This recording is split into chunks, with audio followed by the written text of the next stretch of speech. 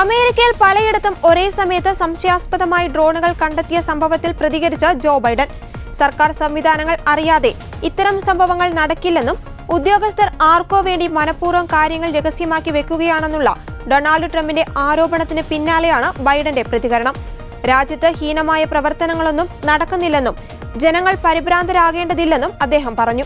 യുഎസിന്റെ പല ഭാഗത്തും പ്രത്യേകിച്ച് ന്യൂജേഴ്സിയിലുമാണ് സംശയാസ്പദമായ രീതിയിൽ പറക്കുന്ന ഡ്രോണുകൾ ജനങ്ങളുടെ ശ്രദ്ധയിൽപ്പെട്ടത്. പിന്നാലെ പലതരം കഥകൾ പ്രചരിച്ചു.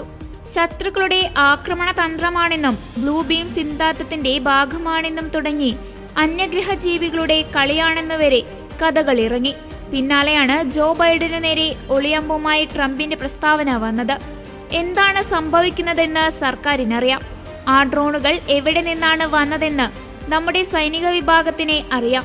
അതൊരു ഗ്യാരേജിൽ നിന്ന് പറത്തപ്പെട്ടവയാണെങ്കിൽ നമ്മുടെ പട്ടാളക്കാർക്ക് അവിടെയെത്തി അവയെല്ലാം നശിപ്പിക്കാൻ എത്ര സമയമെടുക്കും? അവർക്കറിയാം അത് എവിടെ നിന്നാണ് വന്നതെന്നും എവിടേക്കാണ് പോയതെന്നും. പക്ഷേ ചില പ്രത്യേക കാരണങ്ങളാൽ അവർ അതിനെക്കുറിച്ചൊന്നും പറയില്ലെന്നായിരുന്നു ട്രംപ് പറഞ്ഞത്. പിന്നാലെയാണ് വിഷയത്തിൽ ബൈഡൻ പ്രതികരിച്ചത്. ഡ്രോൺ വിഷയം രാജ്യസുരക്ഷയെ ബാധിക്കുന്നതല്ലെന്ന് പെന്റഗൺ പറഞ്ഞെങ്കിലും അതിനെ പിന്നിലാരാണെന്നും എന്തുകൊണ്ടാണ് സംഭവിക്കുന്നതെന്നും വിശദീകരിക്കാൻ അവർക്കായിരുന്നില്ല. അതേസമയം അജ്ഞാത ഡ്രോണുകൾ ജനങ്ങളിൽ പരിഭ്രാന്തി സൃഷ്ടിച്ചതോടെ അമേരിക്കൻ ഹോംലാൻഡ് സെക്യൂരിറ്റി വിഭാഗം, federal aviation administration, defence department എന്നീ വിഭാഗങ്ങൾ സംയുക്തമായി പ്രസ്താവന പുറത്തിറക്കിയിരുന്നു. ഇതിനെ സമാനമായ പ്രതികരണമാണ് ബൈഡനും നടത്തിയിരിക്കുന്നത്.